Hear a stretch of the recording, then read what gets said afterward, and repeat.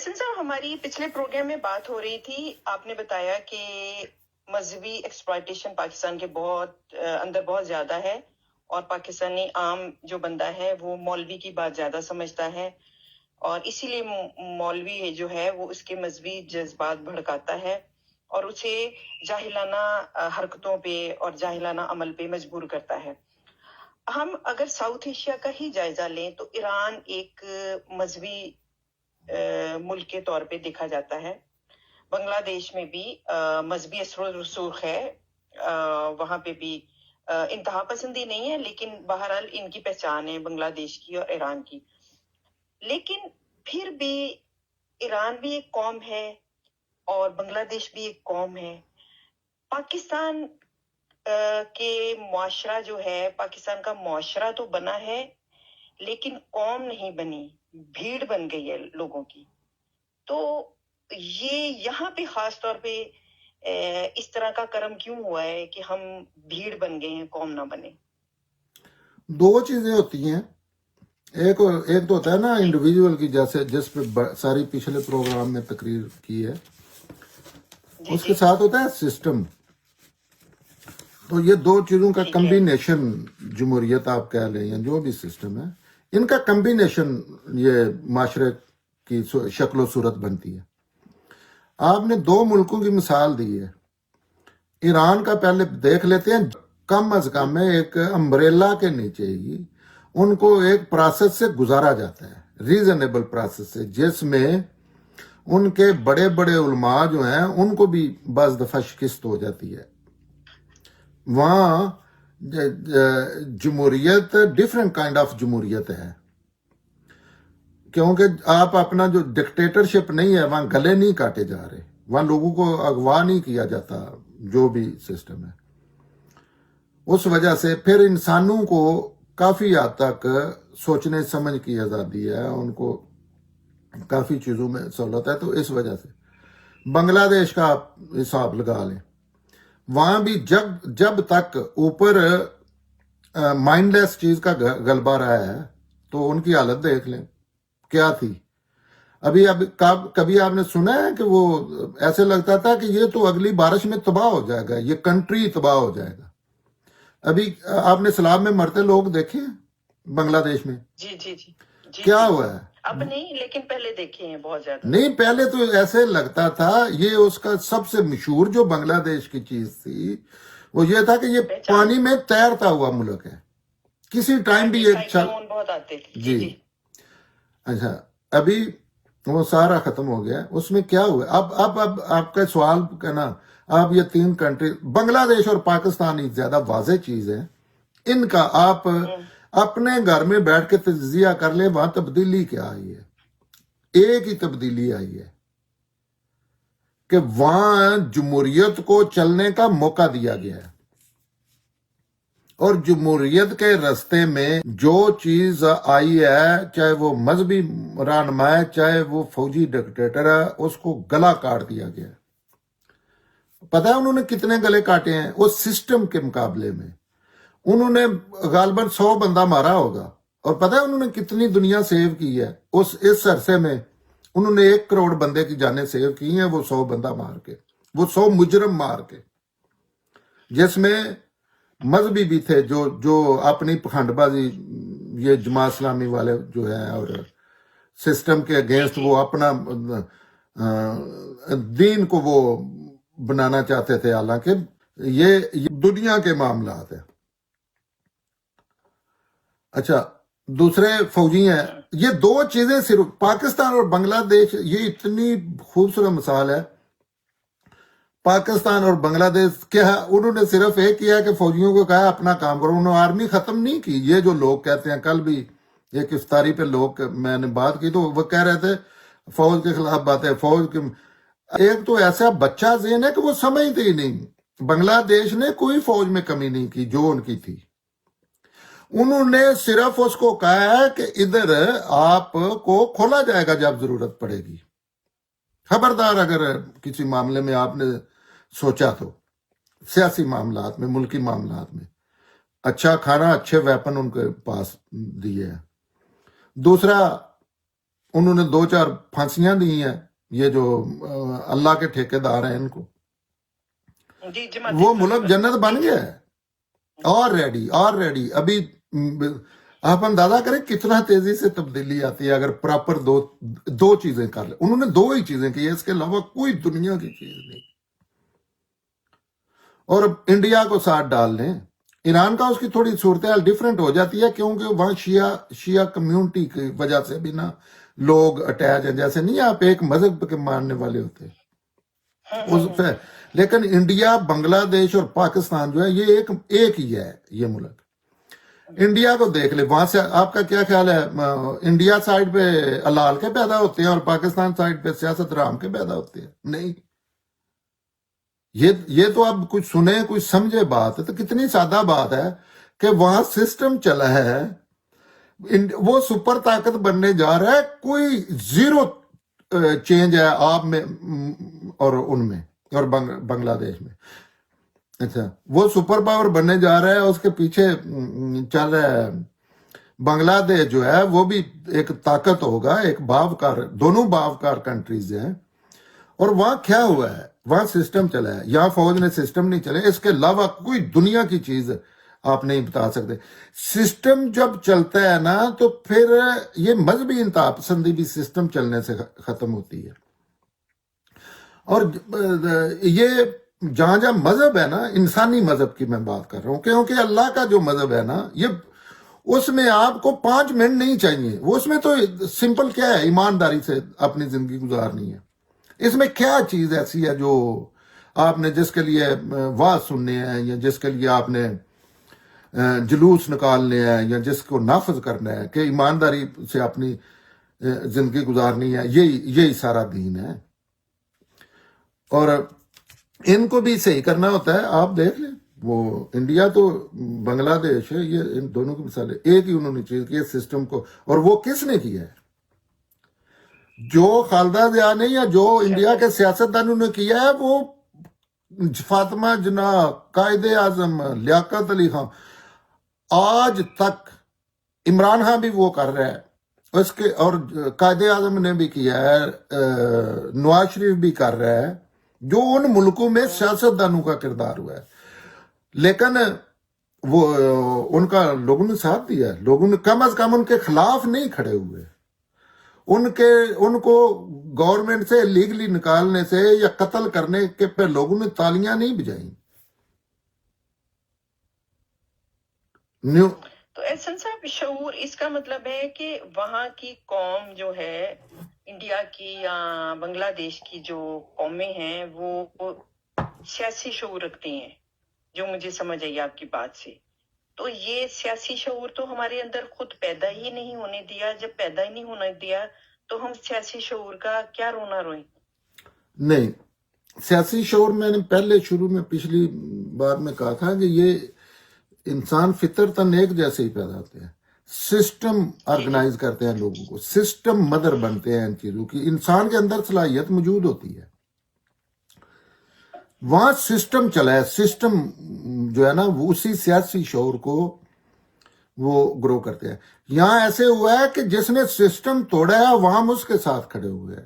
ایسے بھی نہیں کیا کہ نیوٹرل ہو جائے، نہیں، ان کا ایسے ساتھ دیا ہے کہ جس طرف انہوں نے اشارہ کیا اس کو چیر پھاڑ کے رکھ دیا ہے. پوری ہسٹری دیکھ لیں نا. آج بھی اصولی طور پہ عمران خان جو ہے لوگوں کی میجارٹی اس کے ساتھ ہے، یہ تو سارے مانتے ہیں نا. یہ تو بڑی سمپل سی بات ہے. یہ عوام کا ملک نے جیسا بھی ہے، اس کو چھوڑیں، کوئی جہالت کی وجہ سے ہے یا عقل کی وجہ سے ہے یا لالچ کی وجہ، اس پہ بحث نہیں. میں ہمیشہ کہتا ہوں جب تک عمران خان پاپولر رہے گا اس کو اب مار پڑتی رہے گی، اور لوگ بھی سب سے زیادہ اس کے ساتھ ہوں گے. اس کا مسئلہ کیا ہے؟ سسٹم کو نہیں ہے. انڈیا پاکستان میں سسٹم کو سپورٹ کیا. لوگ آج بھی نہیں سوچتے سسٹم کو سپورٹ کرنا چاہیے. وہ کہ ایسے ان کو فوج نے، اور فوج کے جو آگے ہوتے ہیں سپوکس پرسن، وہ ظاہر مجبوری ہوتی ہے، کمزور دل سیاستدان بھی بن جاتے ہیں، صافی ہر قسم کے ہوتے ہیں، لیکن اس میں دوسرے لوگ بھی کھڑے ہوتے ہیں. لیکن ان کی ایسے ان کو دبا دیا جاتا ہے، کریکٹر اسیسینیشن ہے. آپ کو پتا ہے ایک بھی ایسے صحافی کو لفافہ صحافی نہیں کہا جاتا جو فوج کے ساتھ ہے. آروت صحافی کو لفافہ صحافی کہا جاتا ہے جو فوج کے خلاف کبھی نہ کبھی اس نے سٹینڈ لیا یا کوئی اصول کی بات کی. تو یہ سسٹم ہے، سسٹم کو سپورٹ دی ہے وہی سیاستدان تھے. جو ہی سسٹم گرو ہے یہ ایک دوسرے کی ہیلپ، جیسے جہالت غربت پیدا کرتی ہے نا، اور غربت جہالت پیدا کرتی ہے، یہ ایک سرکل بنتا ہے جیسے پاکستان میں بن گیا. اسی طرح سسٹم بندے کو سپورٹ کرتا ہے، بندہ سسٹم کو سپورٹ کرتا ہے. پھر کچھ دیر بعد جو ہی سسٹم سٹرانگ ہو جاتا ہے پھر وہ بندے کا کنٹرول وہ بھی اسے مل کے ڈیمیج کرنا چاہے نہیں کر سکتے، کیونکہ وہ تو ایک اس میں تو روح نہیں ہے سسٹم میں. وہ تو ایک آپ نے اصول وضع کر کے اس کو گرو کر دیا، ادارے گرو کر دیے.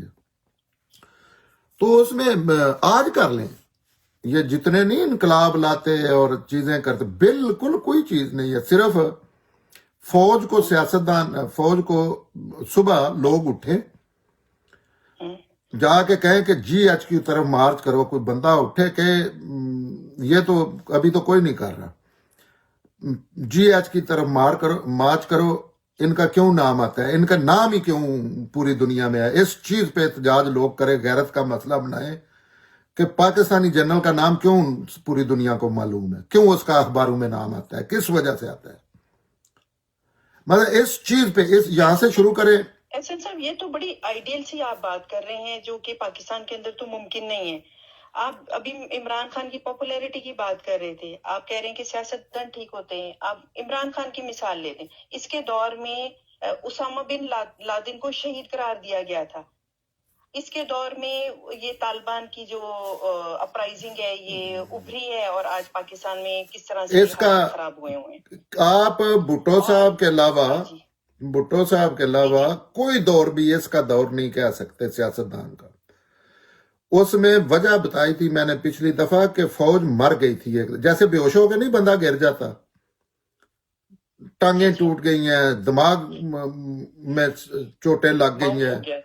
ہاں، جتنی دیر وہ فوج ہاسپٹل میں پڑی رہی ہے، بھٹو صاحب نے زیادتی کی، انہوں نے اس کی مرم پٹی کی، اس کا امریکہ لے گئے، جا کے علاج کروایا. اٹھتے ہی اس نے بھٹو صاحب کو قتل کیا ہے بڑی دردناک طریقے سے. تو آپ کسی کا دور نہیں ہے. یہ ایک تو اچھے بھلے اچھے لیول کے لوگ ہیں، وہ بھی یہ کہتے ہیں کہ نواز شریف کا دور، عمران خان کا دور، پیپلز پارٹی نہیں ہے. ایک دور کو آپ کہہ سکتے ہیں، اور اس میں آپ لسٹ بنائیں پاکستان کی. آپ کا کوئی تعلق نہیں ہے. دنیا کی بہترین چیز سٹیل مل رشیا نے دی تھی. آپ اس ٹائم دیکھیں، یہ چیزیں ایزی نہیں ہوتی. لوگ ایسے نہیں ہوتا کہ بھٹو صاحب آ کے کوئی اللہ دین کا چراغ ہے. انہوں نے بہت اصلاح، لیکن اس معاشرے میں وہ ٹائم ٹیکنگ پروسیس ہے نا.